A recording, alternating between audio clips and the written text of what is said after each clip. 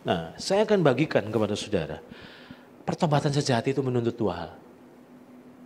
Pertobatan sejati selalu menuntut dua hal, yaitu pikiran yang diubah dan hati yang dijamah. Saudara jangan bilang begini, oh kalau bertobat itu nangis-nangis Pak. Sorry, itu belum bertobat itu. Nangis, nyesel, itu tidak menjamin bahwa orang itu benar-benar bertobat. Karena pertobatan sejati itu selalu menuntut pikiran yang diubah dan hati yang dijamah. Yuk kita baca sama-sama yuk. Siap? 1, 2, 3. Pertobatan sejati adalah pikiran yang diubah. Yuk lebih keras lagi dong. 1, 2, 3. Pertobatan adalah. Nah, saya memberikan gambar berikut ini untuk memperjelasnya. Ingat, pertobatan itu proses, bukan sebuah momen, tapi sebuah proses perjalanan menyesuaikan diri dengan kehendak Tuhan. Nah, sekarang lihat ini. Makanya, kalau saudara tidak memahami pertobatan sejati itu adalah pikiran yang diubah dan hati yang dijamah, maka hidup saudara tidak maju-maju.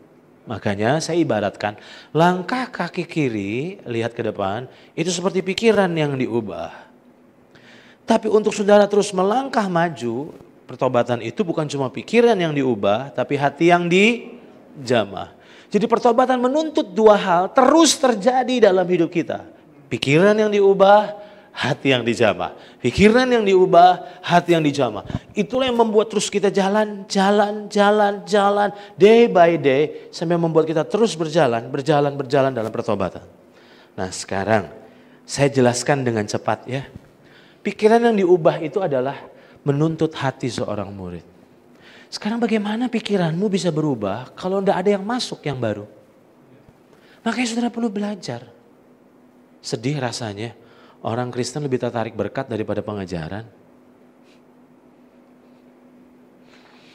Kebaktian-kebaktian begini kurang diminati saudara. Yang jauh diminati itu kalau ada mujizat kesembuhan tuh.